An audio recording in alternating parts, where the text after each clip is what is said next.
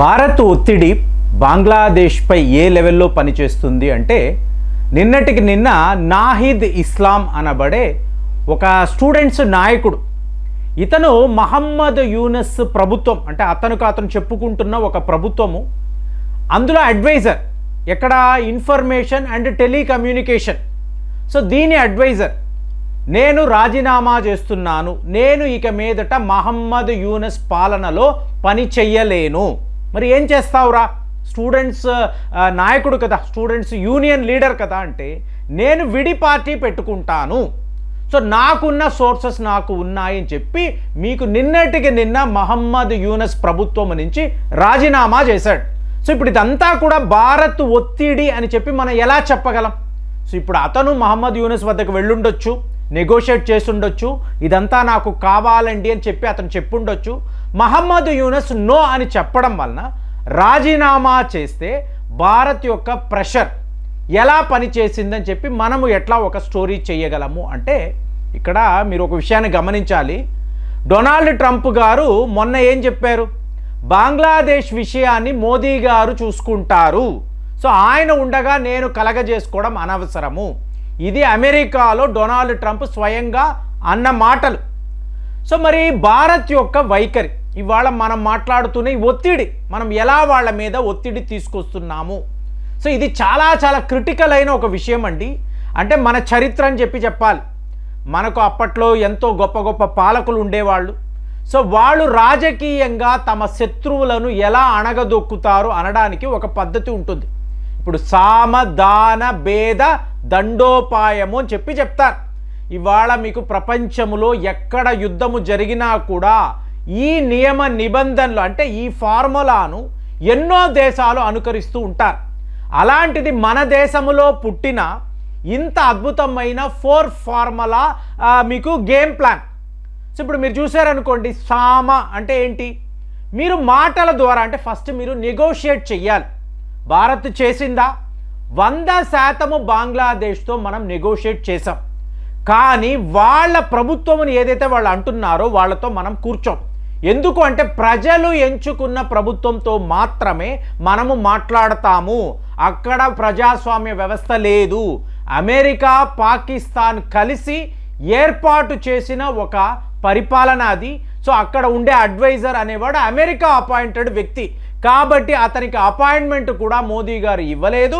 అతనితో ఎటువంటి నెగోషియేషన్స్ అనేవి మనం జరపలేదు. ఫైనల్గా మొన్నటికి మొన్న మన రాయబారి అంటే మన ఆన్వాయ్ నుంచి మన అధికారులు వెళ్ళి మీరు చేస్తున్న పద్ధతులు కరెక్ట్ కాదు అని చెప్పాం. సో మరి ఒత్తిడి ఎలా ఉంది?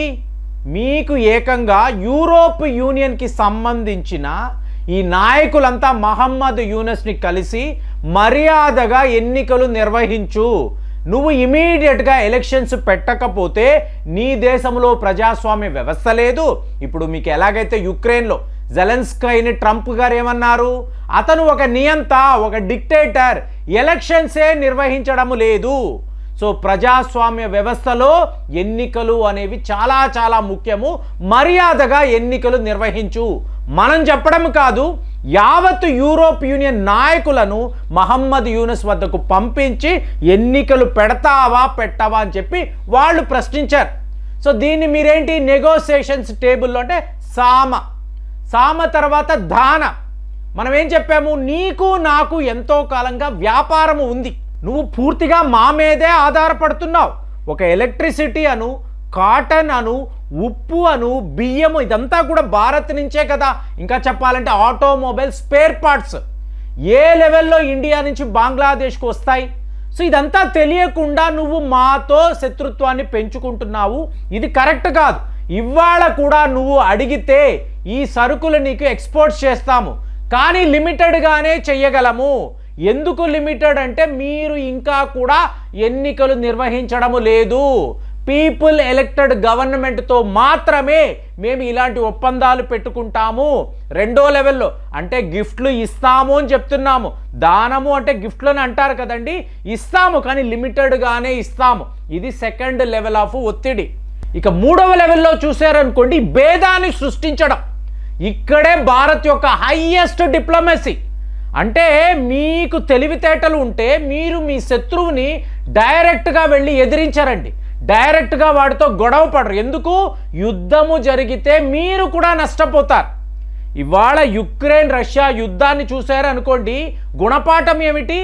రష్యా ఎప్పుడు యుద్ధాన్ని కోరుకోలేదు, కానీ అమెరికా యుక్రెయిన్ వాళ్ళ మిత్ర దేశాలు యుద్ధము కోరుకున్నారు. మరి రష్యాకు కూడా నష్టము జరిగింది కదా, చాలామంది మాట్లాడతారు కదా. ఏం జరిగిందండి అక్కడ? 70% రేర్ ఎర్త్ మెటల్స్ ఇవాళ రష్యా వాళ్ళ చేతుల్లోనే. 30 trillion American dollars worth of minerals ఇవాళ రష్యా వాళ్ళు తమ కంట్రోల్లో పెట్టుకున్నారు.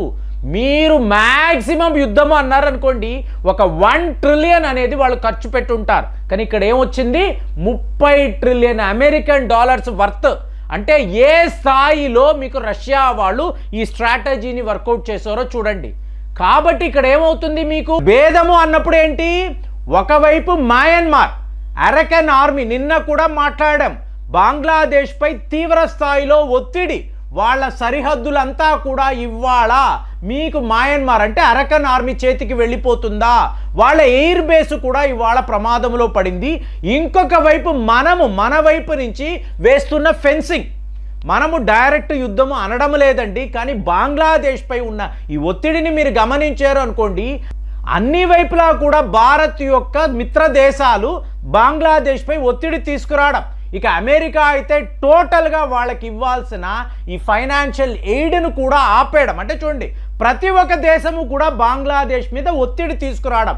దీన్నే భేదము, డివైడ్ చేయడం. బంగ్లాదేశ్ యొక్క మిత్ర దేశాలను అంతా కూడా డివైడ్ చేసి ఇవాళ వాళ్ళని ఐసోలేట్ చేయడము. యుక్రెయిన్ విషయంలో ఏం జరిగిందో బంగ్లాదేశ్ విషయంలో కూడా మనము ఇదే చేస్తున్నాం. ఇక ఫైనల్గా దండము అంటే శిక్షించడం. సో శిక్షించే స్టేట్ దాకా మనము రాలేదు, కానీ ఇవాళ మహమ్మద్ యూనస్ యొక్క అతి ముఖ్యమైన అస్త్రము చెప్పుకునే స్టూడెంట్స్ యూనియన్, మీకు ఒక దోహా అనండి, దుబాయ్ అనండి, మీకు ఇలా ఎన్నో దేశాలలో ఈ స్టూడెంట్స్ని తీసుకువచ్చి అక్కడ అమెరికా, బంగ్లాదేశ్కు సంబంధించిన నాయకులు, ఐఎస్ఐ నాయకులు వీళ్ళందరూ కలిసి షేక్ హసీనాను ఎలాగ తరిమి వెయ్యాలి, ఈవిడ పాలన లేకుండా ఎలా బంగ్లాదేశ్ని చూసుకోవాలి, ఇంత పెద్ద కుట్ర పన్నారు. ఫైనల్గా ఆవిడని ఆ దేశం నుంచి తరిమి వేశారు. ఈవిడ భారత్లో ఉన్నారు. కానీ ఇవాళ ఈ స్టూడెంట్స్ యూనియనే కదా మహమ్మద్ యూనియన్స్ యొక్క బలము. వాళ్ళేం మాట్లాడుతున్నారు?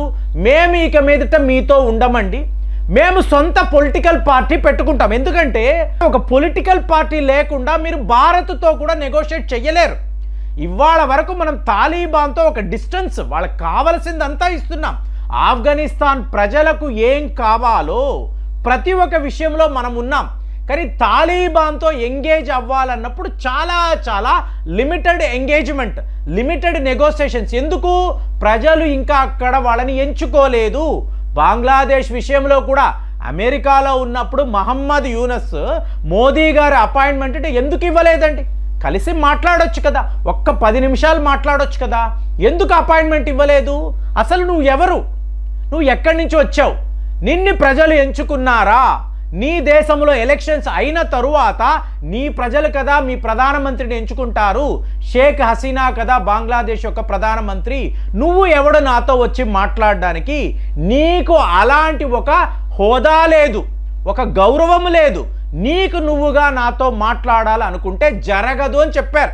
సో ఇందులో ఎన్ని రూల్స్ ఉన్నాయి చూడండి. అంటే మనం పర్ఫెక్ట్గా మన డిప్లొమసీని ప్లే చేసి బంగ్లాదేశ్ మీద తీవ్ర స్థాయిలో ఒత్తిడి తీసుకొచ్చి ఇంకా మనం వాళ్ళకి శిక్ష వెయ్యలేదండి. కానీ అన్ని వైపులా కూడా బంగ్లాదేశ్ మన ఒత్తిడికి లొంగిపోతున్నారు. ఫైనల్గా వాళ్ళ స్టూడెంట్స్ యూనియన్ నాయకుడు కూడా రాజీనామా చేసేసాడు, ఒక కొత్త పొలిటికల్ పార్టీ పెట్టుకుంటానని చెప్తున్నాడు. ఇప్పుడు Muhammad Yunus counting his days ఎంత త్వరగా వెళ్ళిపోతాడు? మీ అంచనా ఏంటి? కామెంట్స్లో రాయండి. మళ్ళీ వచ్చే వీడియోలో కలుద్దాం. జై హింద్.